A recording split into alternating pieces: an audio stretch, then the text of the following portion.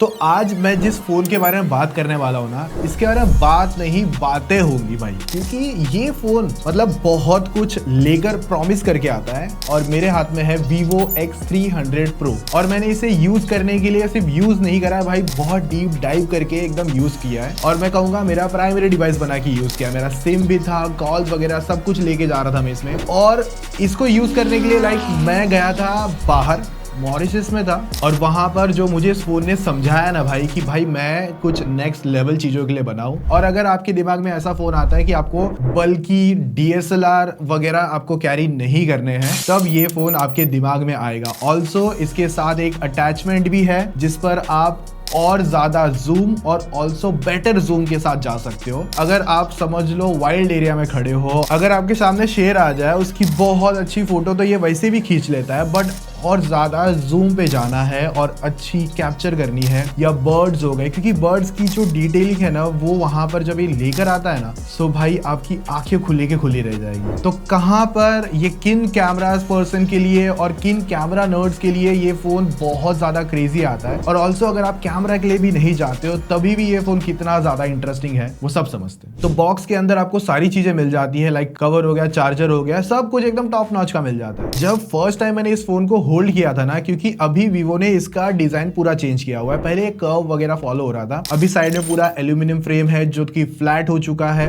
अगर यहां पर भी देखते हो, जो ये कलर है मेरे पास ड्यून गोल्ड कलर है, और इसमें आपको 2 कलर ऑप्शंस मिल जाते हैं, और ये आर्मर ग्लास के साथ में मिलता है बैक साइड में। तो पीछे की तरफ आपको एक प्रीमियम ग्लास फाइबर मिलता है और बहुत ज्यादा प्रीमियम फील होता है जब मतलब आप इस फोन को इस तरीके से होल्ड करने जाते हो ना, तो पूरी प्रॉपर ग्रिपिंग आती है। और जो कैमरा बम्प भी आया ना, वो यहाँ पर आप पूरा इसे होल्ड कर सकते हो इस तरीके से, सो एक एक्स्ट्रा स्टेबिलिटी लेकर आता है। तो पूरी जो प्रीमियम वाइब होती है ना, वो यहाँ पर कैप्चर करता है। ऑल्सो फ्रंट में भी चारों तरफ से सारे बेजल्स को एकदम छोटा रखा गया है ताकि फोन बहुत ज्यादा बेटर लगे। और जो ये एल्यूमिनियम फ्रेम है जो Vivo ने इस तरह को डिजाइन किया है, इवन कैमरा मॉड्यूल के साइड में जो थोड़े से एजेस है और जो लाइनिंग्स है और हल्का सा जो एक गोल्ड फिनिश है, वो फोन को और ज्यादा बेटर बनाता है। मैंने इसको क्योंकि बिना कवर यूज करा है, और यहाँ पर कोई भी लेंस पे स्क्रैचेस ऐसा कुछ नहीं है, प्रॉपर एक स्ट्रॉन्ग क्वालिटी और स्ट्रॉन्ग बिल्ड के साथ में निकाल के देता है। और इसके साथ इनका एक छोटा भाई भी आया है जो Vivo X300 है। आज के दिन हम प्रो को लेकर बात करेंगे, बट अगर आपको 300 के बारे में भी जानना है तो मैं एक सिंपल है बता दूं, वो भी पूरा कैमरा और इवन फ्लैगशिप एक्सपीरियंस के साथ आता है। लेकिन अगर आपको चाहिए उसके लिए अलग से डिटेल वीडियो तो मैं आपके लिए लेकर आऊंगा, बस आप कमेंट में बता देना। अभी आज इसके बारे में समझते हैं। इवन ड्यूरेबिलिटी में भी बहुत ज्यादा सही है, क्योंकि IP68 और 69 की रेटिंग लेकर आता है। और जो बैटरी है इसमें 6510 mAh की है। मैंने इसको फुल डे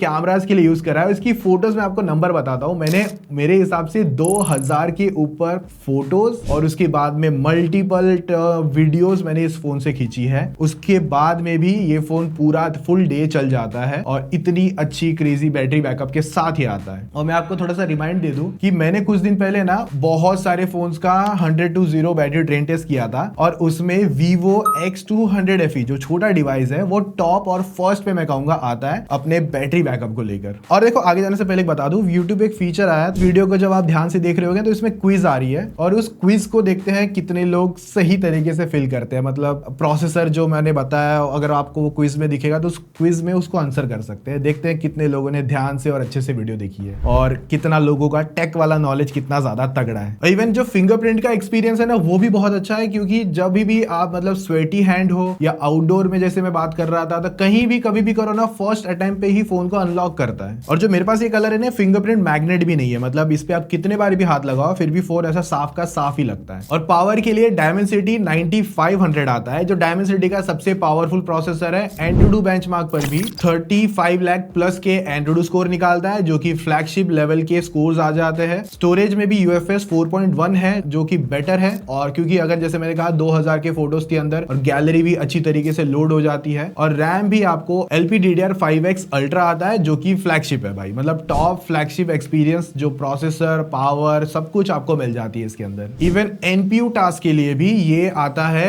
115 टॉप्स के साथ में। इवन Geekbench के भी स्कोर्स है, वो भी बेटर आते हैं बाकी अदर कुछ प्रोसेसर से। और मैं एक एग्जांपल बता दूं, इसमें मैंने जब फुल डे कैमरा वीडियो सब कुछ करे थे ना, और इवन आउटडोर्स में मतलब बाहर एकदम धूप हो रखी रखी है तभी भी ये फोन गर्म नहीं हो रहा था। प्रॉपर कैमरा एक्सपीरियंस में जो कोई रुकावट नहीं आया, तो फोन एकदम डिस्प्ले को ब्राइटर और एकदम अच्छे एक्सपीरियंस के साथ चीजें निकाल के देता है। और एडिशनल यहाँ पर एक और चिप आती है जो इमेजिंग चिप है। बेसिकली इसका नाम है प्रो इमेजिंग चिप VS1, जो कि 6nm पर है और आपका रॉ डेटा पर काम करता है। जैसे कि किसी सिनारियोज में नॉइस रिडक्शन हो गए, HDR इमेज क्वालिटी को इंप्रूव करना हो गया, डिटेल इनहैंसमेंट हो गई, like photo processing, even video processing में चीजें और ज्यादा नेक्स्ट लेवल डिटेल में जाने के लिए इस चिप का यूज होता है। क्योंकि जब फोटो आप खींचते हो ना, तो उसके बाद में एक एल्गोरिदम रन होता है, जब प्रोसेसिंग आप उसे कह सकते हो। अब उस फोटो को ज्यादा बेटर कलर्स, ज्यादा अच्छी डिटेल, HDR मैनेज करना हो गया। अब सैंपल देखते रह ही रहे हो, ये सारे सिनेरियोज में उन सभी सिनेरियोज को ये बेटर वे में लेकर आता है। और ये जो VS1 चिप है ना, तब आपको काम करती हुई नजर आती है। अब है ना, प्रोसेसर के पास जो ISP है ना, उसके पास जाना नहीं पड़ता, क्योंकि वो सारा टास्क है ना अभी ये VS1 काम कर रही है। तो प्रोसेसर भी ज्यादा हीट नहीं हो रहा है, अपना बैकग्राउंड में फोटो खींचने के बाद में VS1 बैकग्राउंड में अपना हल्का सा अपना काम करती रह रही है, ताकि आपको बेटर डिटेल के साथ में फोटोज देखने मिले। 6.78 इंचेस का AMOLED डिस्प्ले आता है 1.5 के साथ में, और ये LTPO पैनल है, तो 1 हर्ट्ज से 120 हर्ट्ज में स्विच करना हो गया। और थर्मल्स को बेटर रखने के लिए इसके अंदर एक VC लिक्विड कूलिंग प्लेट आती है, ताकि थर्मल्स को भी बेटर रखा जाए, ताकि गेमिंग वगैरह भी आपकी अच्छी रहे। और जब फोटो वीडियोस एकदम लॉन्ग टर्म हैवी सिनेरियोस में करने हैं, तो वहां पर भी थर्मल्स को बेटर रखिए। बाकी नेटवर्क कनेक्टिविटी को लेकर भी कोई इशू नहीं है, सब टॉप पैरामीटर्स आपको मिलते हैं, चाहे वो ब्लूटूथ हो गया, चाहे वाईफाई हो गया, चाहे आपकी कॉल कनेक्टिविटी हो गई। और जो इन डिस्प्ले फिंगरप्रिंट सेंसर है, वो भी आपको 3D अल्ट्रासोनिक मिलता है। उसको फर्स्ट टाइम सेटअप करना भी एक अलग ही एक्सपीरियंस है, क्योंकि आपको है ना थंब को बार बार रजिस्टर नहीं करना, आपको बस ऐसे ही रगड़ते रहो एक तरीके से और वो रजिस्टर कर लेगा। बाकी देखो, गेमिंग एक्सपीरियंस में भी Dimensity 9500 आता है, तो उसकी वजह से अभी जो ये फोन अनलॉक्ड है BGMI पे 120 FPS है, और वहां पर भी एक अच्छा गेम प्ले एक्सपीरियंस हो जाता है। आज हम थोड़ा कैमरा को लेकर इस पे ज्यादा फोकस कर रहे हैं, तो अगर इसकी BGMI टेस्टिंग अगर आपको चेक करनी है ना, तो मैं गेमिंग पाठशाला पर आपको आने बोलूंगा, अपना ही चैनल है, वहां पर हम लोग BGMI टेस्ट और डिटेल में जाके करते हैं, थोड़ा सा और ज्यादा फोकस, तो आप वहां पर उसके रिव्यूज देख लेना। बट मैं कहूंगा गेमिंग एक्सपीरियंस भी आपको इसके अंदर अच्छा मिल जाता है। BGMI की 120 और इवन 100 FPS प्लस की गेमिंग आप इसके अंदर कर सकते हो।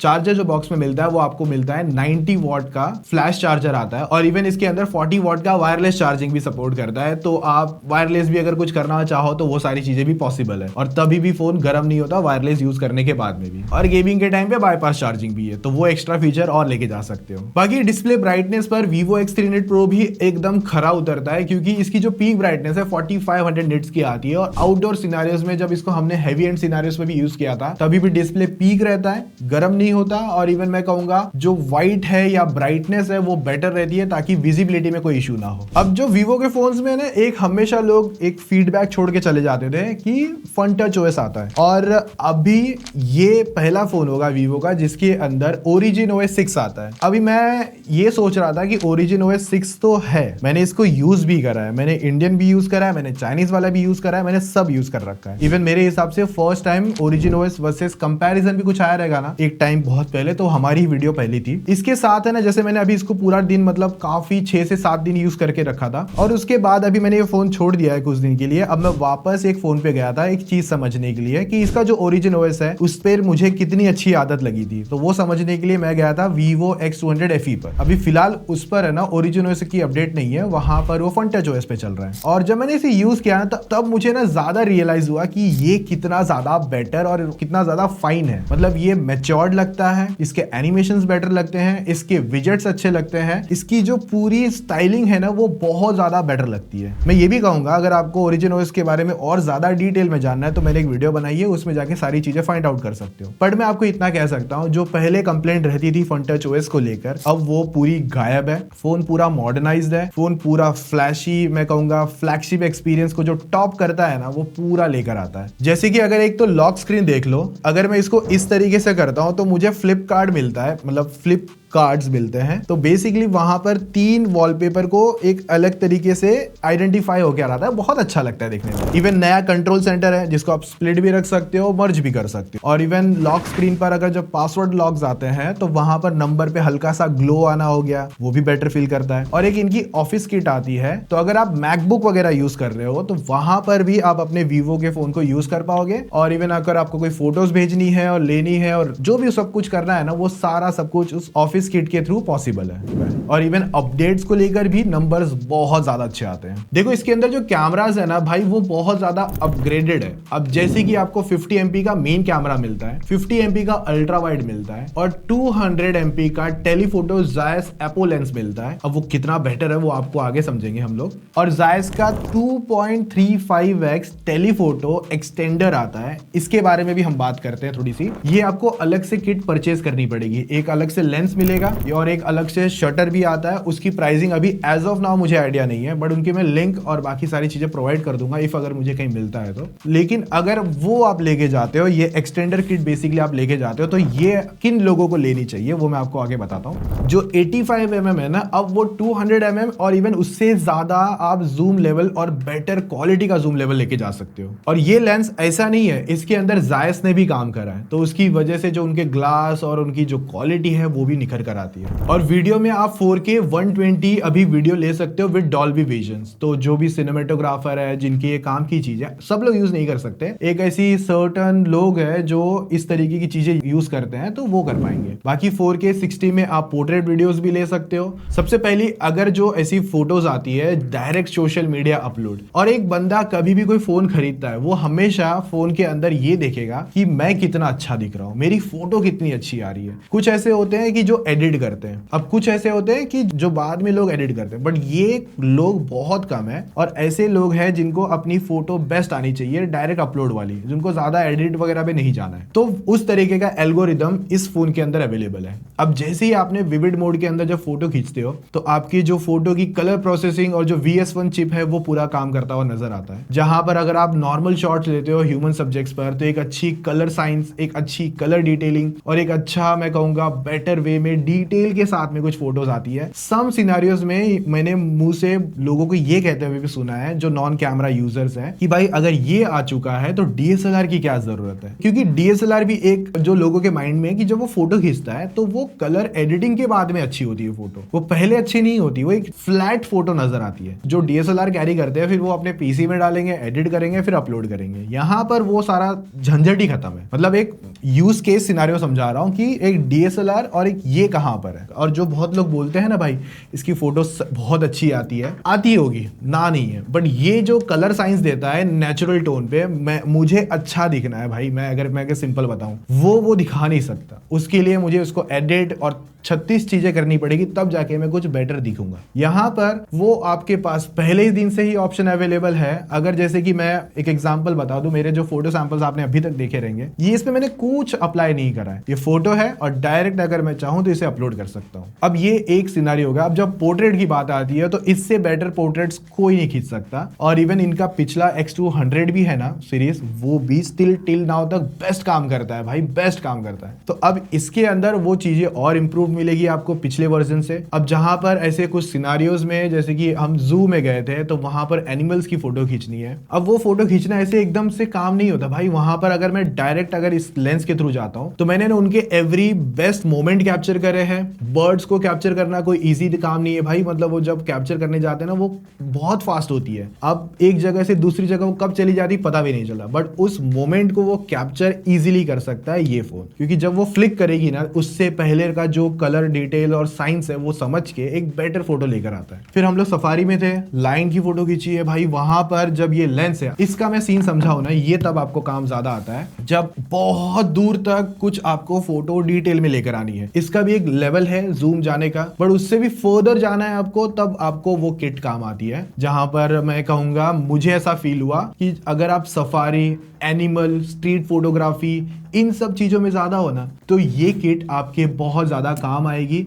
मतलब आपने अगर इस पे खर्चा करा है तो आप इसको लाइफ में मतलब बहुत बार यूज करोगे। और अगर आप नहीं भी हो इस तरीके के पर्सन, तो अगर आपको जूम पे ज्यादा बेटर और डिटेल फोटो खींचनी है ना, तो उससे बेटर ऑप्शन कुछ नहीं मिलता। अब जायस के नेचुरल कलर और इवन नेचुरल पोर्ट्रेट्स की जो डिटेलिंग है बहुत एक्स्ट्रा ऑर्डिनरी आती है। और इवन नाइट पोर्ट्रेट्स भी आती है ना, जो उसकी भी बैकग्राउंड एजेस, कलर्स, वो कोई ओवर एक्सपोज करना या फिर कहूंगा शैडो क्रश कर देना, वो सब नहीं होता। और जब लैंडस्केप की भी फोटो लानी है, कलर्स लाने हैं, डिटेलिंग लानी है, इवन दूर के लैंडस्केप में भी बहुत अच्छी डिटेलिंग आनी चाहिए, तो वो सारी चीजें बहुत अच्छे से लेके जाता है। और इसके अंदर अभी एडवांस लाइव फोटोज भी आ चुका है। तो एक होता है ना कि फोटो मूव करती हुई फोटो बेसिकली आपके सामने आती है। और एक नया फिल्टर ऐड हुआ है बर्ड मोड के अंदर। जब वहां पर आप बर्ड कैप्चर करते हो तो कोने में ना एक बर्ड का आइकन भी आ जाता है, और जैसे ही वहां पर आपको जायस मिरोटार टेलीफोटो स्टाइल बोके मिलता है, तो वो एक ना हल्का सा सर्कल सर्कल सर्कल ब्लर आता है। तो कुछ सिनेरियोज में वो भी आप यूज कर सकते हो। बाकी इवन वीडियोस में जो स्लोमो आता है वो भी बहुत डिटेल के साथ में आता है। भाई मेरे पास है ना बोलने के लिए चीजें बहुत है, बट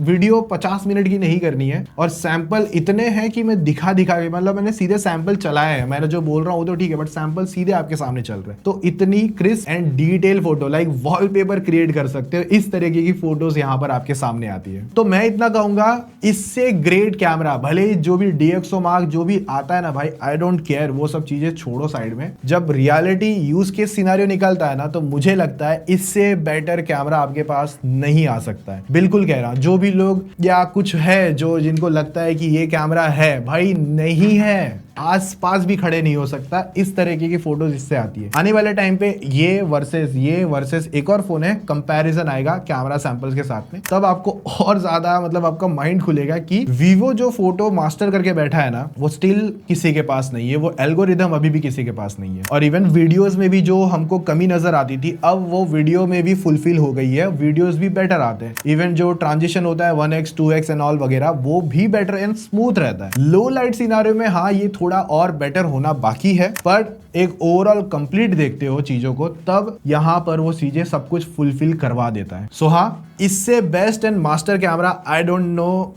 आपने अभी तक देखा होगा। अगर आपको आइडिया लेना है तो एक बार आसपास में कहीं भी अगर आपको मौका मिले, आपके किसी दोस्त या किसी ने भी खरीदा, इवन पुराना Vivo X200 Pro में से भी कोई भी फोन होगा ना, तो देखना आपको रिजल्ट समझ जाएंगे। इवन मुझे भी बहुत लोग जब कैमरास को लेके पूछते हैं मेरे फ्रेंड्स में, उनको कुछ ऑप्शन सजेस्ट करता हूँ, जो कि Vivo लास्ट मैंने 200 सजेस्ट करा था एक मेरे फ्रेंड को, और वो भाई रिग्रेट नहीं कर रहा है, इतना अच्छा है। और इवन वो बाली भी लेकर गया था उसे। अगर अभी देखते हैं प्राइसिंग को लेकर, तो Vivo X300 Pro की जो प्राइसिंग है वो स्टार्ट होती है 1,10,000 से, जो कि 16GB 512 वाला वेरिएंट है। और Vivo X300 है जो स्टार्ट होता है 76,000 रुपीज से। ये इनकी नॉर्मल प्राइसिंग है। इफ अगर आप फर्स्ट डे या फिर Vivo स्टोर्स में या फिर कहीं भी जाते हो, तो आपको ऑफर्स भी मिलेंगे। 12% तक का इंस्टेंट कैशबैक है, और इवन आपको एक्सचेंज बोनस भी मिलता है 10% तक का V अपग्रेड पर। और इवन और एक्स्ट्रा बेनिफिट्स है जो आपके स्क्रीन के सामने पॉपअप हो रहे हैं, तो आप देख सकते हो भाई। मतलब मैं इतना कहूंगा, मेरे हिसाब से इस प्राइसिंग में आपको कोई भी किलर कैमरा और इवन लुक्स वगैरह भी